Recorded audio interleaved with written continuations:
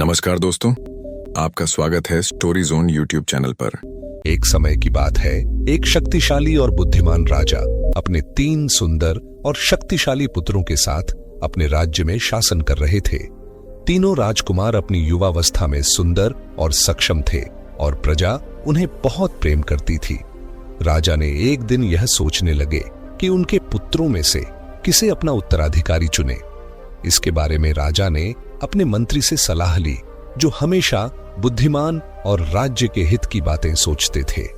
मंत्री ने राजा को एक सुंदर सलाह दी।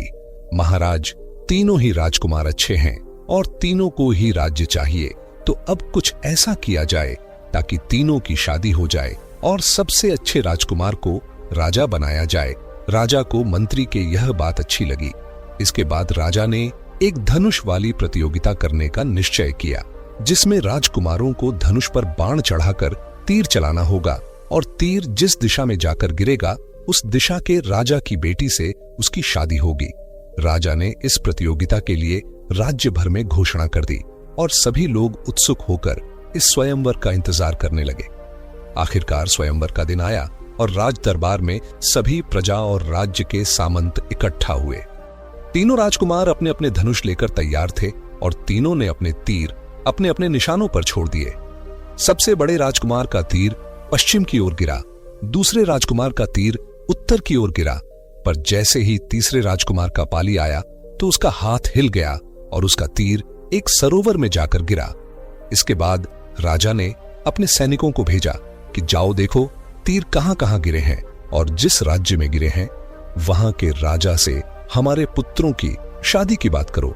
सैनिक चारों दिशाओं में तीर खोजने के लिए निकल गए। दोनों राजकुमारों के तीर तो राजाओं के राज्य में जाकर गिरे थे। सैनिक ने आकर महाराज को बताया कि छोटे राजकुमार का तीर एक सरोवर में मेंढकी के मुंह में मिला। राजा मजबूर थे, क्योंकि उन्होंने वादा किया था कि जिस दिशा में राजकुमारों के तीर जाएंगे उसी दिशा की राजकुमारी से शादी होगी। तो उन्होंने अपनी वादा के अनुसार छोटे राजकुमार की शादी मेंढकी के साथ और दोनों बड़े राजकुमारों की शादी राजकुमारियों के साथ करवा दी। पहले के लोग अपनी बात के बहुत पक्के होते थे, इसीलिए राजा ने अपने बात रखे। यहां अब छोटा राजकुमार बहुत दुखी और उदास रहने लगा। दोनों बड़े राजकुमार और उनकी पत्नियां छोटे राजकुमार का मजाक उड़ाने लगे। एक दिन राजा ने फिर से सोचा कि क्यों ना एक प्रतियोगिता करवाई जाए ताकि तीनों बहुओं में से सबसे अच्छी बहू का पता चले सके। ये बात राजा ने अपने मंत्री से कहा। मंत्री ने सलाह दी कि तीनों राजकुमारियों को परखा जाए। राजा को ये बात अच्छा लगा।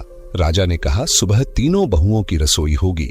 जो सबसे अच्छी खीर बनाकर खिलाएगी वही सबसे अच्छी बहू होगी। इसके बाद तीनों बहुओं को प्रतियोगिता के बारे में बता दिया गया। ये जानकर छोटा राजकुमार अपने कक्ष में आकर परेशान होकर बैठ गया। थोड़ी देर बाद मेंढकी उसके पास आई और उससे पूछा, क्या हुआ? मेंढकी को बोलता देखकर राजकुमार के तो होश उड़ गए। उसने कहा, तुम कैसे बोल सकती हो? तुम तो एक मेंढकी हो। मेंढकी ने राजकुमार से कहा, वक्त आने पर मैं इसका रहस्य आपको बताऊंगी। आप मुझे बस इतना बताइए कि आप परेशान क्यों हैं? तब राजकुमार ने राजा की प्रतियोगिता के बारे में मेंढकी को सब कुछ बता दिया। ये सुनकर मेंढकी ने कहा, आप बेफिक्र होकर सो जाइए, सुबह मैं आपको खीर बन के दे दूंगी। इतना सुनकर राजकुमार सो गया। राजकुमार को सोता देख मेंढकी दरवाजे के नीचे से निकल गई और राज दरबार से होते हुए सरोवर की तरफ बढ़ गई। सरोवर के किनारे पहुंचकर उसने 3 बार ताली बजाई। ताली बजाते ही वह एक सुंदर स्त्री के रूप में बदल गई, जो चांदनी से भी ज्यादा चमकदार थी। फिर उसने जोर से आवाज लगाई, आओ सखियों, दुख सुख की बातें करो। उसकी आवाज सुनते ही सरोवर से 7 मेंढकियां बाहर निकली और उन्होंने भी 3 बार ताली बजाई, तो वे भी सुंदर स्त्रियों के रूप में बदल गए। अब 8 स्त्रियां एक दूसरे के गले मिली, रोई, हंसी और सुख दुख की बातें की। अब उस मेंढकी ने 7 मेंढकियां को प्रतियोगिता के बारे में बताया। फिर वे सब फिर से मेंढकी के रूप में आ गई और राजमहल के दरवाजे से अंदर आते हुए राजकुमार के कक्ष में पहुंच गए। राजा ने प्रतियोगिता का सामान पहले ही तीनों बहुओं के कक्ष में पहुंचा दिया था, इसीलिए कक्ष में आते ही 8 मेंढकियां फिर से स्त्रियों के रूप में बदल गई और खीर बनाने लगी। बहुत ही सुगंधित और स्वादिष्ट खीर के साथ आठों ने खीर बनाई। और जैसे ही रात का दूसरा पहर बीता और सुबह होने वाली थी, सातों मेंढकियां दरवाजे से होते हुए फिर से सरोवर में जाकर समा गई और वह मेंढकी भी अपने मेंढक रूप में जाकर अपने बिस्तर पर सो गई। जब सवेरा हुआ, राजकुमार आंखें खुली और जैसे ही प्रतियोगिता का ध्यान आया, वह फिर से उदास हो गया। राजकुमार को उदास देखकर मेंढकी ने कहा, स्वामी उदास मत हो, खीर बनकर तैयार है, आप पिताजी महाराज के सामने पेश कर सकते हैं। यह बात सुनकर राजकुमार की खुशी का ठिकाना नहीं रहा। वह नहाकर नए कपड़े पहना और दरबार की तरफ खीर लेकर चला गया। निश्चित समय पर दरबार लगा और तीनों बहुओं की बनाई खीर को राजा के सामने पेश की गई। राजा ने जैसे ही बड़ी बहू की खीर खाई तो उन्होंने कहा, यह भी कोई खीर है, इसमें तो मिठास ही नहीं है। फिर मंझली बहू की खीर पेश की गई। राजा ने उसे छक कर कहा, इसमें तो इतना मीठा है कि यह जहर जैसी हो गई है, मैं इन दोनों में से कोई खीर नहीं खाऊंगा। तीसरी बहू से खीर की उम्मीद ही नहीं थी, इसीलिए सारे दरबारी उठने लगे। लेकिन छोटे राजकुमार ने कहा, महाराज, आपने मेरी पत्नी की खीर तो अभी छकी ही नहीं है। राजा तो हैरान हो गए, फिर भी उन्होंने कहा, लाओ हम उसकी भी खीर चखते हैं। लेकिन राजा ने जैसे ही मेंढकी वाली खीर खाई, उनकी खुशी का ठिकाना नहीं रहा। उन्होंने कहा, इतनी स्वादिष्ट खीर मैंने तो आज तक कभी नहीं खाई। यह सुनते ही सारे दरबारी हैरान हो गए और दोनों बड़ी बहुएं झलक राख हो गई। अब सब कानाफूसी करने लगे कि वह मेंढकी इतनी स्वादिष्ट खीर कैसे बना सकती है। इसके बाद मेंढकी के दरवाजे के सामने पहरा लगा दिया गया कि देखें मेंढकी कैसे क्या करती है। उधर दोनों बड़ी बहुएं को जलन हो रही थी। अब वे दोनों मेंढकी की दुश्मन बन गई थी। उन्होंने सोचा इस पर नजर रखनी होगी कि यह कैसे कमाल करती है। अगले दिन राजा ने फिर एक नई प्रतियोगिता का ऐलान कर दिया। जो भी बहू सबसे सुंदर कपड़े बनाकर मुझे देगी, वही सबसे अच्छी बहू होगी। दोनों राजकुमारों ने अपनी अपनी पत्नियों को बता दिया। इधर छोटा राजकुमार फिर से उदास होकर अपने कक्ष में आकर लेट गया। मेंढकी फिर से उसके पास आई और बोली, आज क्यों उदास हो? इसके बाद राजकुमार ने फिर से होने वाला प्रतियोगिता के बारे में मेंढकी को बता दिया। मेंढकी ने कहा, आप परेशान मत हो, सुबह होने से पहले आपको कपड़े मिल जाएंगे। रात का पहला पहर बीतते ही और राजकुमार के सोने के बाद मेंढकी फिर से उसी तरह से राजमहल से बाहर निकली और सरोवर के किनारे जाकर 3 बार ताली बजाई और उसने सुंदर स्त्री के रूप में बदल गई। फिर उसने वही आवाज फिर से लगाई, आओ सखियों, दुख सुख की बातें करो। फिर से सातों मेंढकियां सरोवर से बाहर आकर उन्होंने भी 3 बार ताली बजाकर सुंदर स्त्रियों के रूप में बदल गई।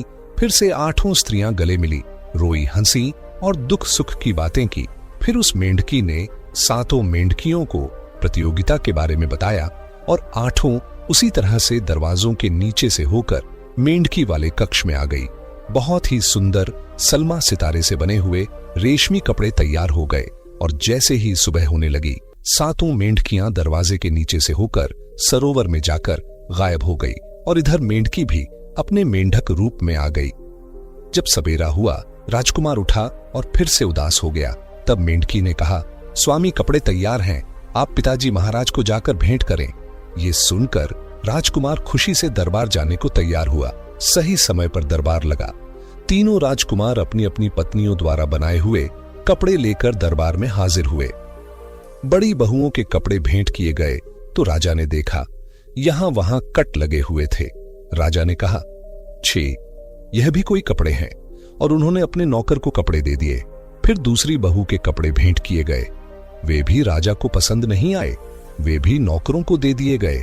अब छोटे राजकुमार की बारी आई और छोटे राजकुमार ने जैसे ही कपड़े भेंट किए तो राजा देखते ही खुश हो गए। बोले, यह तो त्योहारों पर पहनने लायक कपड़े हैं। तुम्हारी पत्नी ने बहुत ही सुंदर और बहुत ही अच्छे कपड़े बनाए हैं। यह सुनकर दोनों बड़े राजकुमार जल भुन गए। अब उन्होंने एक चाल सोची। उन्होंने राजा से कहा, पिताजी अभी कोई फैसला ना ले, अभी अगर आप फैसला लेते हैं तो जल्दबाजी होगी, हमारे कहने पर एक और प्रतियोगिता करवाई जाए। इसके बाद राजा ने कहा, ठीक है, एक और प्रतियोगिता करवा लेते हैं। राजा ने कहा, कल दरबार में तीनों बहुओं में से जो सबसे अच्छा गाना गाएगी वही सबसे अच्छी बहू होगी और उसी के को राजगद्दी मिलेगी। ये सुनकर दोनों राजकुमारों ने आकर अपनी पत्नियों को बताया तो वे बड़ी खुश हुईं और दोनों ने सोचा अब हम वही करेंगे जो मेंढकी करेगी, जो वह करती है वही राजा को पसंद आ जाता है, अब हम भी वही करेंगे जो वह करेगी। ये सोचकर एक छोटे से छेद से दोनों उसके दरवाजे में झांक कर देखने लगी। हर दिन के जैसा छोटा राजकुमार अपने कक्ष में आया और प्रतियोगिता के बारे में मेंढकी को बताया। उस दिन राजकुमार भी जानना चाहता था कि आखिर मेंढकी का राज क्या है, सो वह भी सोने का बहाना करके अपने बिस्तर पर लेट गया। मेंढकी समझ गई थी कि उसकी दोनों जेठानियां उसे देख रही हैं। मेंढकी भी चालाक थी, वह उठी और उसने ढेर सारा ठंडा पानी पिया और सो गई। दोनों जेठानियां यह देखकर चौंक गई। यह क्या, यह तो ठंडा पानी पीकर सो गई। छोटी रानी ने कहा, नहीं, जैसा इसने किया है हम भी ऐसा ही करेंगे। और दोनों राजकुमारियों ने ढेर सारा ठंडा पानी पिया और दोनों सो गई। कुछ समय बाद जब मेंढकी ने देखा कि खतरा टल गया है तो वह उठी और उसी तरह से राजमहल के दरवाजे के नीचे से होकर सरोवर के किनारे जा पहुंची। इधर राजकुमार भी उसकी जासूसी कर रहा था। वह भी मेंढकी के पीछे पीछे जाकर सरोवर के किनारे जा पहुंचा। उसने सब देख लिया था कि मेंढकी क्या करती है। जैसे ही वह अपने असली रूप में आई और उसकी सखियां बाहर आई, राजकुमार ने हैरानी से चिल्ला दिया। जैसे ही उन्होंने राजकुमार को देखा तो उन्होंने कहा, राजकुमार, आपको यह सब नहीं देखना चाहिए था, पर अब आपने देख लिया तो मैं आपको अपना राज बताती हूं। तब मेंढकी ने राजकुमार को बताया, राजकुमार, कुछ साल पहले मैं एक सुंदर राजकुमारी थी। एक साधु को हमने बहुत तंग कर दिया था। वह साधु सरोवर के किनारे तपस्या कर रहे थे और मैं अपनी इन 7 सखियों के साथ सरोवर में नहा रही थी। हमें पता नहीं था कि साधु यहाँ तपस्या कर रहे हैं। हम पानी एक दूसरे पर उछाल रहे थे और वह पानी बार बार साधु के ऊपर गिर रहा था, जिससे उनकी तपस्या भंग हो रही थी। साधु ने गुस्से में आकर हमें श्राप दिया, जिस तरह तुम उछल कूद कर रही हो उसी तरह से तुम एक मेंढक बनकर पूरी जिंदगी उछल कूद करना और इसी सरोवर में रहना। यह सुनकर हमें बहुत दुख हुआ, हमने बहुत रोई और घर आकर अपने माता पिता को यह बात बताई तो हमारे माता पिता ने भी साधु से माफी मांगी और हमें माफ करने की गुजारिश की। साधु को हम पर दया आ गई। उन्होंने कहा, जिस दिन कोई सच्चा आदमी तुम्हारे लिए अपने शरीर का कोई अंग काटकर उसका खून हमारी तपोस्थली पर चढ़ाएगा, उस दिन तुम अपने असली रूप में आ जाओगी। तब तक तुम हर रात कुछ समय के लिए अपने असली रूप में आओगी। ऐसा कहकर साधु वहां से चले गए। उसी दिन से हम एक सच्चे आदमी की तलाश में इस सरोवर में भटक रहे हैं। हम रोज रात को कुछ देर के लिए अपने इस स्त्री रूप में आते हैं और फिर मेंढक बन जाते हैं। इसी तरह हमारी जिंदगी कट रही है। यह सुनकर राजकुमार ने कहा, मैं तुम्हारे लिए अपना अंग चढ़ाऊं? तो राजकुमारी ने कहा, नहीं राजकुमार, मैं तुमसे प्यार करती हूं और तुम्हारी जान मैं नहीं ले सकती। तब राजकुमार ने कहा, हे सुंदर स्त्री, मैं भी तुमसे प्रेम करता हूं और तुम्हारे बिना मेरा जीवन बेकार है और संयोग से मेरे एक पैर में 6 उंगलियां हैं और इस बात के लिए मैं अपने भाग्य को कोसता था, पर आज मुझे खुशी हो रही है। अगर मैं अपने पैर की एक उंगली तुम्हारे ऊपर चढ़ा भी दूंगा तब भी मैं अंगविहीन नहीं होऊंगा। इतना कहकर राजकुमार ने अपने पैर की छोटी उंगली को काटकर साधु की तपोस्थली पर खून छिड़क दिया और उसकी स्त्री से कहा, अब तुम अपने असली रूप में कब आओगी? राजकुमारी ने कहा, सुबह के पहले पहर से पहले मैं अपने असली रूप में नहीं आ सकती। ऐसा कहकर राजकुमारी फिर से मेंढक के रूप में बदल गई। 7 मेंढकियां सरोवर में चली गई और राजकुमारी मेंढकी राजकुमार के साथ राजमहल में आ गई। आज की रात राजकुमार के लिए बड़ी खुशी की बात थी। जो राजकुमार अपने भाग्य को कोसते थे, आज वे अपने भाग्य पर गर्व कर रहे थे और बार बार मेंढकी को देख रहे थे कि वह स्त्री रूप में आई या नहीं। रात जैसे आंखों में कट रही थी। जैसे ही सुबह हुई और राज दरबार सजा, सब लोग राज दरबार की तरफ जाने लगे। दोनों बड़ी बहुएं भी अपने पतियों के साथ राज दरबार में पहुंच गईं। छोटा राजकुमार भी मेंढकी को एक टोकरी में रखकर राज दरबार में पहुंच गया और बार बार टोकरी की तरफ देख रहा था कि मेंढकी स्त्री रूप में आई या नहीं। जैसे ही दरबार सजा, दोनों बहुएं बहुत खुश हो रही थीं। आज तो बाजी हमने ही मारनी है। हमने वही किया है जो मेंढकी ने किया है।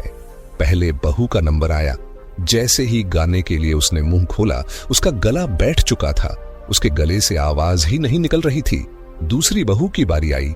दूसरी बहू का भी वही हाल था। सारे दरबारी ठहाका लगाकर हंसने लगे। अपना मजाक उड़ता हुआ देखकर दोनों बहू अपने सिंहासन पर जाकर चुपचाप बैठ गई। अब क्या था, इसके बाद राजा ने कहा, क्या प्रतियोगिता यही खत्म करें, क्योंकि मेंढकी से तो उम्मीद ही नहीं है। इस पर राजकुमार ने कहा, नहीं महाराज, जब आज तक मौका दिया है तो आज भी मौका दिया जाए। सभी दरबारी कानाफूसी कर रहे थे कि अब क्या यही दिन देखना है कि मेंढकी गाना गाएगी। तभी अचानक से टोकरी के पास एक प्रकाश फैला। इतना तेज प्रकाश की सबकी आंखें चौंक गईं और मेंढकी एक सुंदर स्त्री के रूप में बदल गई। सब लोग एक तक उसे देखते रह गए। इतनी सुंदर कन्या उन्होंने आज तक कहीं नहीं देखी थी। वह कन्या राजा के सामने आई और दोनों हाथ जोड़कर प्रणाम किया और गाने की अनुमति मांगी। राजा ने आज्ञा दे दी। जैसे ही उस कन्या ने गाना शुरू किया, सारे राज दरबारी मंत्र मुग्ध हो गए। ऐसा गाना उन्होंने आज तक कभी नहीं सुना था। गाना खत्म हुआ और सारे दरबारी जैसे उसके गाने में खो गए थे। थोड़ी देर बाद उनकी तंद्रा टूटी तो उन्होंने तालियों की गड़गड़ाहट से उसके गाने की तारीफ की और सबने उस कन्या की बहुत प्रशंसा की। राजा भी उससे बहुत खुश हुए और उसे मेंढकी होने का राज जानने को चाहा। राजकुमारी ने सब कुछ राजा को बता दिया। उसके बाद राजा ने सबसे अच्छी बहू का गौरव अपनी छोटी बहू को दिया और छोटे राजकुमार को अपना उत्तराधिकारी बना दिया। कुछ समय बाद दोनों की फिर से रीति रिवाज के साथ शादी कर दी गई। दोनों राजा रानी बने और खुशी खुशी महल में रहने लगे। दोस्तों, आपको हमारी ये कहानी कैसी लगी हमें कमेंट करके जरूर बताएं। अगर हमारी यह कहानी आपको पसंद आई हो तो कृपया इसे लाइक और शेयर करें।